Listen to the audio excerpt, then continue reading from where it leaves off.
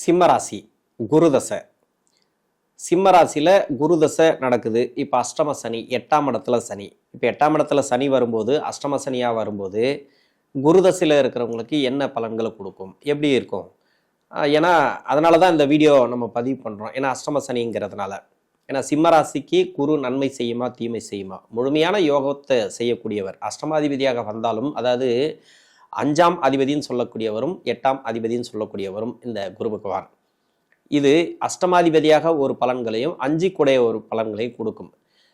என்னதான் இருந்தாலும் பூர்வ புண்ணியஸ்தானாதிபதினு சொல்லக்கூடிய கிரகம் வேற எந்த பாவத்துக்கு கெடுபலன் செய்யக்கூடிய பாவத்துக்கு அதிபதியாக வந்தால் கூட கெடுபலன்களை அதிகமாக கொடுக்காது. முடிஞ்ச அளவு அவர் காப்பாற்றி தான் விடுவார். முடிஞ்ச அளவு இல்லை, 100% நல்ல பலன்களை கொடுக்க வாய்ப்பு இருக்குது. ஏன்னா குரு இந்த சூரியனோட வீட்டுக்கு கெடுபலன்களை செய்யாது.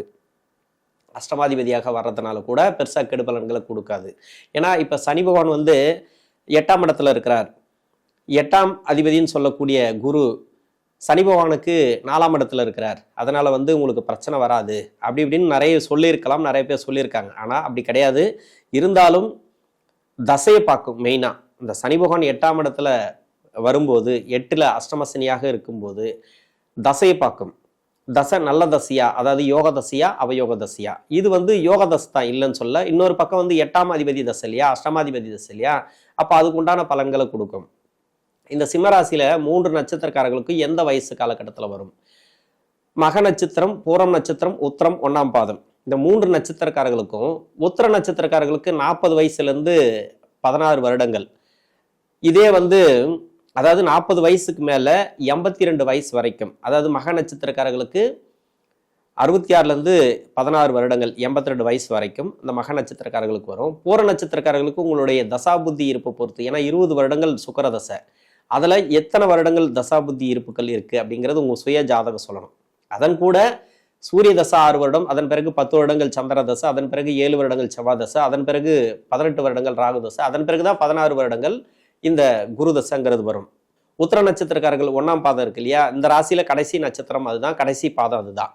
அந்த நட்சத்திரத்துல பார்த்தீங்கன்னாக்கா குரு தசை அப்படிங்கிறது 40 வயசுலேருந்து 56 வயசு வரைக்கும் வருது. அதாவது 40 வயசுக்கு மேலே 82 வயசு வரைக்கும் இந்த குரு தசைங்கிறது நடைமுறைக்கு வருது. இந்த 3 நட்சத்திரக்காரர்களுக்கும் உங்களுடைய சுய ஜாதக தசாபுத்தி இருப்பு பொறுத்து நீங்கள் பார்த்துங்க. நீங்கள் எந்த வயசுல இருக்கிறீங்க, குரு தசை எப்படி இருக்குன்னு பார்த்துங்க. வயசான காலகட்டத்தில் இந்த குரு தசை இருக்கு இல்லையா, 60 வயசுக்கு மேலே இல்லை 66 வயசுக்கு மேலே ராகு தசை முடிஞ்சு குரு தசை நடக்குதுன்னா அவங்களுக்கெல்லாம் ஒரு பலன். 60 வயசுக்கு மேலே 82 வயசு வரைக்கும் வேற மாதிரி இருக்கும். 60 வயசுக்குள்ள இருக்கிறவங்களுக்கு ஒரு மாதிரியான பலன்களை கொடுக்கும். ஏன்னா அஷ்டம சனி அப்படிங்கிறதுனால.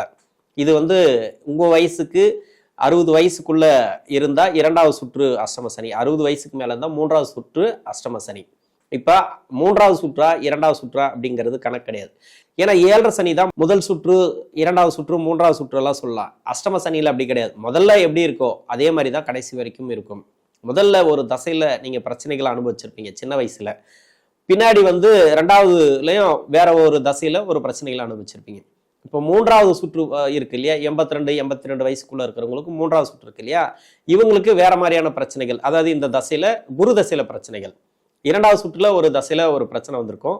பிரச்சனைங்கிறது இல்லை, மாற்றங்கள், அதாவது மாற்றங்கள், நிறைய மாற்றங்கள். அங்கே நிறைய அனுபவங்களை நீங்கள் பார்த்துருப்பீங்க. முதல் சுற்று, 2வது சுற்று, 3வது சுற்று, ஒவ்வொன்றுத்துக்கும் ஒவ்வொரு மாதிரி இருக்கும். இருந்தாலும் அஷ்டமாதிபதி தசை, இந்த அஷ்டமாதிபதி தசைக்கு ஒரு பலன், 5 குடைய தசைக்கு ஒரு பலன். 5 குடைய தசை அப்படின்னாக்கா பூர்வ புண்ணிய ஸ்தானாதிபதி தசை. 60 வயசுக்கு மேலே இப்போ அஷ்டம சனியில் இருக்கிறீங்க அப்படின்னாக்கா 60 வயசுக்கு மேலேன்னு சொல்ல முடியாது.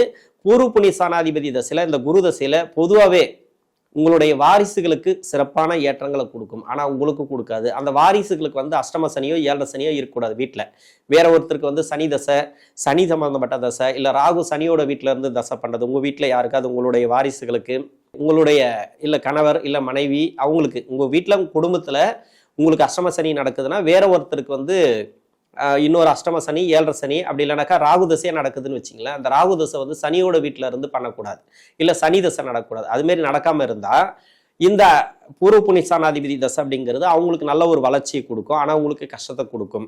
இப்போ வேலையில் இருக்கிறீங்களா, இந்த அஷ்டமாதிபதி தசை அப்படிங்கிறது ஒரு சின்ன தடுமாற்றங்களை கொடுக்கும். வேலையில் நிறைய பஞ்சாயத்தெல்லாம் வரும். இப்போ அதெல்லாம் நீங்கள் பார்த்துக்கணும் மெயினாக. ஏன்னா பூர்வ புண்ணிய ஸ்தானாதிபதி தசைனாக்கா ஒரு பக்கம் கொடுக்கும், ஒரு பக்கம் கெடுக்கும். ஏன்னா அஷ்டம சனியில் மட்டும்தான் நான் சொல்றது. மற்றபடி பார்த்தீங்கன்னாக்கா நீங்கள் இப்போ அஷ்டம சனி இல்லை, உங்களுக்கு 7.5 சனியும் கிடையாது அப்படின்னாக்கா அந்த 8ஆம் இடத்துல வந்து குரு பகவான் இருந்து தசை நடத்தினா கூட இன்னும் சிறப்பு. 5ஆம் இடத்துல குரு பகவான் இருந்து தசை பண்ணா கூட உங்களுக்கு சிறப்பு. மற்றபடி இந்த குரு தசைங்கிறது கெடு பலனை அதிகமாக செய்யாது. அஷ்டம சனியில மட்டும்தான். அஷ்டம சனி வரும்போது முழுமையா இந்த சனி பகவான் எடுத்துக்கும். தசை எப்படி இருக்கு அதுக்குண்டான பலனை நான் கொடுக்குறேன். இப்ப தசை அவயோக தசையா அவயோக பலன்கள், அதாவது கெடு பலன்கள், யோக தசையா யோக பலன்கள், அப்படிதான் இருந்தாலும் இந்த அஷ்டம சனிக்கு உண்டான மன அழுத்தங்கள், மனசார்ந்த பிரச்சனைகள், மனசுல ஏதோ ஒரு கவலை இருக்கிறது, இல்லை வந்து வேற யாருக்கோ, உங்களுக்கு இல்லைன்னா கூட வேற யாருக்கோ ஒரு கவலைகளை கொடுத்துட்டே இருக்கும். ஏதோ ஒரு சின்ன சின்ன பிரச்சனைகளை கொடுத்து அது மன அழுத்தத்தை கொடுக்கும், மன உளைச்சலா இருக்கும், ஏதோ ஒன்று அது மாதிரி கொடுத்துட்டே இருக்கும். எது சார்ந்து உங்கள் சுய ஜாதகத்தில் பாதிப்புகள் உள்ளாயிருக்கோ கிரகங்கள் அது மாதிரி பிரச்சனைகளை கொடுக்கும். இப்போ 4ஆம் அதிபதினு சொல்லக்கூடிய செவ்வாய், இல்லைன்னா லக்னத்துக்கு 4ஆம் அதிபதினு சொல்லக்கூடிய கிரகம் உங்கள் சுய ஜாதகத்தில் பாதிக்கப்பட்டிருந்தா வேலை சார்ந்த பிரச்சனை கன்ஃபார்மாக வரும். 10ஆம் அதிபதி பாதிக்கப்பட்டிருந்தா, 10ஆம் அதிபதினா தொழில் சாணாதிபதி பாதிக்கப்பட்டிருந்தால் அந்த தொழில் சார்ந்த பாதிப்புகளை கொடுக்கும். இல்லை பாதிக்கலை அப்படின்னாக்கா ஒரு சின்ன சின்ன கடன் வாங்கி தொழில் பண்ணுற மாதிரி கடன் வந்து அதிக சுமைகளை கொடுக்கும். இந்த தொழில் சார்ந்து கொஞ்சம் நிறைய நெருக்கடிகளை கொடுக்கும். தொழிலில் ஏற்ற இறக்கங்கள் இருக்கும், வருமானம் இல்லாமல் கொஞ்சம் பிரச்சனைகளை கொடுக்கும் இந்த அஷ்டமாதிபதி திசையில். இருந்தாலும் வாக்குவாதங்களை தவிர்ப்பது நல்லது. வேலை செய்யக்கூடிய இடத்துல இருந்தாலும் சரி, இல்லை குடும்பத்திலே இருந்தாலும் சரி, நீங்கள் எங்கே போனாலும் சரி, எங்கே வந்தாலும் சரி, அங்கே வாக்குவாதங்கள் வேண்டாம். உங்களுக்கு ஆப்போசிட்டாக நிறைய நடக்கும். நிறைய வந்து மன அழுத்தத்தை கொடுக்கும், மனசார்ந்த பிரச்சனைகளை கொடுக்கும். ஒரு சிலருக்கு வந்து 6ஆம் அதிபதியோட நட்சத்திரத்தில் குரு இருக்கும், இல்லை 6ஆம் அதிபதியோட சேர்ந்திருக்கும், 6ஆம் அதிபதி சம்மந்தப்பட்டிருக்கும் ஏதோ ஒரு வகையில். 6ஆம் அதிபதினாக்கா இந்த ராசிக்கு சனி, சனியோட நட்சத்திரம், இல்லைன்னா சனி பகவானுடைய பார்வையில் சனியோட நட்சத்திரத்தில் இருக்கிறது, இல்லைன்னா சனியோட வீட்டில் இருக்கிறது, இது மாதிரி இருந்துச்சுன்னா 6ஆம் இடம் சம்மந்தப்பட்டாலே, இல்லை வேற லக்னமாக இருந்து அந்த லக்னத்துக்கு 6ஆம் இடம் சம்மந்தப்பட்டாலே, 6ஆம் இடத்தோட அந்த நட்சத்திராதிபதி அந்த நட்சத்திரத்தோடு சேர்ந்து இருக்கிறது, அந்த நட்சத்திரத்தில் இருக்கிறது இந்த குரு பகவான் அப்படி இருக்குது உங்கள் சுய ஜாதகத்திலலாம் நீங்கள் பார்த்துக்கலாம். உங்களுக்கு வெப்சைட்டில் போனீங்கன்னாக்கா ஒரு சில வெப்சைட்டில் உங்கள் சாஃப்ட்வேரில் நீங்கள் பார்க்கலாம், இல்லை உங்கள் ஜாதகம் பழைய ஜாதகம் இருந்துச்சுன்னா அதை பார்த்துக்கலாம். நீங்கள் எத்தனாவது நட்சத்திரத்தில் இருக்குது இந்த குரு பகவான் 6ஆம் இடம் சம்மந்தப்பட்டாலே தொழில் செய்யக்கூடிய நபர்கள் கொஞ்சம் கவனமாக பண்ணணும். தொழில் ரீதியாக கடன் வாங்குறது தவிர்க்கிறது நல்லது. எப்படி பார்த்தாலும் கடனை வந்துடும். இந்த அஷ்டம சனி முடியறதுக்காட்டி பெரிய கடனில் கொண்டு வந்து விட்டுரும், கடன் பிரச்சனைகள் கொடுக்கும். அதாவது தொழிலில் நிறைய டவுன் கொடுத்துரும். அதாவது வருமானம் வராமல் நீங்கள் எந்த பக்கம் திரும்பினாலும் சரி உங்களுக்கு எல்லாமே துரோகமாக இருக்கும், அது மாதிரி கொடுத்துரும் 6ஆம் இடம் வந்தால். இல்லை உடல்நிலை, அதாவது 70 வயசு அந்த மாதிரிலாம் இருக்கிறீங்க அப்படின்னா 60 வயசுக்கு மேலே 65 வயசுக்கு மேலேனாக்கா உடல்நிலை பிரச்சனை கொடுக்கும்.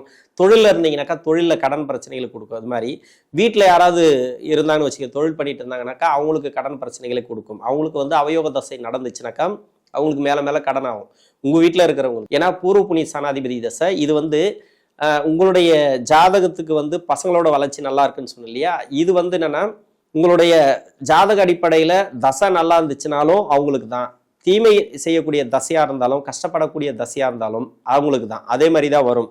இப்போ கடன் சம்மந்தப்பட்ட கிரகத்தோட சேர்ந்து இருந்தாலும் குரு பகவான் சம்மந்தப்பட்டு இருந்தால் லக்னத்துக்கோ இல்லை ராசிக்கோ, அப்படி இல்லை சனி பார்க்கக்கூடிய இடத்துல 6ஆம் அதிபதி இருந்தால் உங்கள் சுய ஜாதகத்தில் இப்போதைக்கு சனி பார்க்கக்கூடிய இடம் இப்போ மீனராசியில் இருக்காரு, அந்த இடத்துல 6ஆம் அதிபதி இருந்தாலோ, இல்லை சனி பார்க்கக்கூடிய இடம் இருக்கு இல்லையா ரிஷபத்தில், கன்னி, அது தனுசு, இந்த 3 இடங்கள்ல 6ஆம் அதிபதியோட சம்மந்தப்பட்டிருந்தால், 6ஆம் அதிபதி பார்வை இருந்தால், இல்லை அந்த தசா புத்திகள் குரு தசையில அந்த புத்தி நடப்புக்கு வந்துச்சுன்னு வச்சிங்களேன், இப்போ கடனை கொடுக்கும். உங்களுக்கு இல்லைன்னா கூட இப்போ தொழில் படலை, 60 வயசுக்கு மேலே ஃப்ரீயாக இருக்கிற, வீட்டில் இருக்கிற, ஓய்வில் இருக்கிற, இல்லை 70 வயசு 80 வயசுல இருக்கிற அப்படின்னா வீட்டில் இருக்கிறவங்களுக்கு கடன் வாங்கக்கூடிய சூழ்நிலை.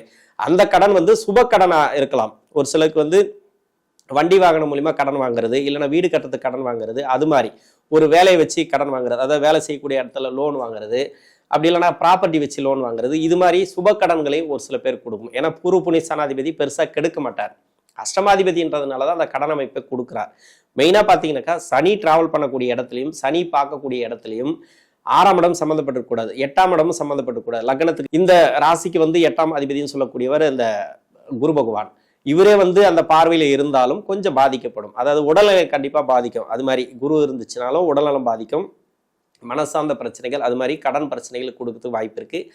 பார்வையில இல்லை, சனி பகவானுடைய டிராவல் பண்ணக்கூடிய இடத்துலயே அந்த குரு இல்லை, பார்க்கக்கூடிய இடத்துலயே இல்லைன்னாக்கா உங்களுக்கு பிரச்சனை வராது, பெருசாக உங்களுக்கு பாதிப்புகளே கொடுக்காது.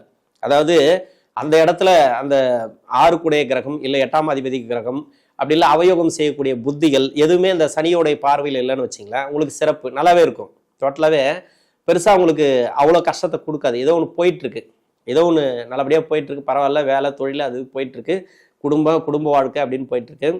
சின்னதாக ஏதோ ஒரு அப்பப்போ ஏதாவது உடல்நலம் சரியில்லை, ஏதாவது ஒரு மனசு ஒரு மாதிரியா இருக்குது, அப்படி தான் சொல்லுவாங்க. அது மாதிரி சனி பார்வையிலும் சனி டிராவல் பண்ணக்கூடிய இடத்துலையும் இந்த மாதிரி கிரகங்கள் இருந்துச்சுனாக்கா கொஞ்சம் பாதிப்புகளை கொடுக்கும். கவனம் தேவை. இருந்தாலும் உங்களுடைய வாரிசுகளுக்கு நல்லது. குரு தசையை பொறுத்த வரைக்கும் இந்த ராசிக்கு கெடுக்காது. அஷ்டம சனிங்கிறதுனால தான் சொல்கிறேன். ஏழரை சனின்னா இன்னும் சூப்பராக சொல்லலாம், உங்களுக்கு நல்லாவே இருக்கும் அப்படின்னு சொல்லலாம். ஏன்னா அஷ்டமாதிபதி தசையில் உங்களுக்கு வந்து கொஞ்சம் கஷ்டத்தை கொடுக்குமே தவிர, அந்த அஷ்டமாதிபதினு சொல்லக்கூடிய குரு தசையில் உங்களுக்கு நல்லாவே இருக்கும் அப்படின்னு சொல்லிக்கிட்டா கூட, அஷ்டம சனி வரும்போது கொஞ்சம் சின்ன சின்ன உடல் நெருக்கடிகள் இல்லை மனசார்ந்த பிரச்சனைகள் கொஞ்சம் லைட்டாக கொடுக்குமே தவிர பெருசாக கொடுக்காதுன்னு சொல்லிக்கலாம் ஏழரை சனியாக இருந்தால். இது அஷ்டம சனி முழுமையாக எடுத்துக்கும். உடல்நிலையில் கவனம் தேவை. உணவு பழக்க வழக்கங்களை கொஞ்சம் கவனம் தேவை. பூர்வ புண்ணிய ஸ்தானாதிபதி தசை அப்படிங்கிறதுனால உங்கள் சுய ஜாதகத்தில் நல்ல அமைப்பில் இருந்தால் உங்களுடைய வாரிசுகளுக்கு நல்ல ஒரு முன்னேற்றங்கள், தொழில், வேலை வாய்ப்பு, எல்லாமே குடும்ப வாழ்க்கை, அவங்க திருமணம் அப்படிங்கிற ஒரு லெவலில் இருந்தாங்கன்னா அவங்களுக்கு திருமணம் கூடி வரும். தேவையில்லாத செலவு எல்லாம் வரும். பார்த்தீங்கன்னா இந்த செலவெல்லாம் பார்த்தீங்கன்னா ஒன்று வீடு கட்டுறது, இல்லை வீடு வந்து புதுசாக புதுப்பிக்கிறது, கட்டின வீட்டை பழைய வீட்டை வந்து புதுப்பிக்கிறது, இது மாதிரி சின்ன சின்ன அந்த வண்டி வாகனம் வந்து மாற்றுறது, இது மாதிரி வந்து ஒரு தேவையில்லாத வீண் விரயங்களை இந்த காலகட்டங்களில் கொடுக்கும். அது தவிர்த்து நல்ல ஒரு இதுதான், நல்ல ஒரு தசை அப்படின்னு சொல்லலாம். பெருசாக கெடுபலன்களை கொடுக்காது.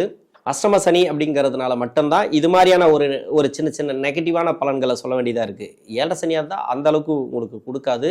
இருந்தாலும் வயசுக்கு ஏற்ற மாதிரி, இப்போ ஒரு ப்ரொமோஷன் எதிர்பார்க்குறீங்களா, அந்த ப்ரொமோஷன்லாம் தடை தாமதங்களோடு கிடைக்கும். வேலை மாற்றத்தை எதிர்பார்க்குறீங்களா, அந்த வேலை மாற்றங்கள்லாம் தடை தாமதங்களோடு கிடைக்கும். இப்போ வேலையை விட்டுட்டு வேறு வேலைக்கு போகணும்னு நினைக்காதீங்க. அஷ்டமாதிபதி தசை. வேலை விட்டிங்கன்னா வேலை கிடைக்கிறது ரொம்ப கஷ்டம். அதனால் உங்கள் சுய ஜாதகத்தை செக் பண்ணிவிட்டு வேலை மாற்றலாமா இல்லை வேலையில் அப்படியே இருக்கலாமா அப்படிங்கிறத நீங்கள் பார்த்துங்க. இருந்தாலும் இந்த குரு தசை அப்படிங்கிறது அந்த அளவுக்கு பெருசாக கெடுபலன்களை கொடுக்காது. நன்றி.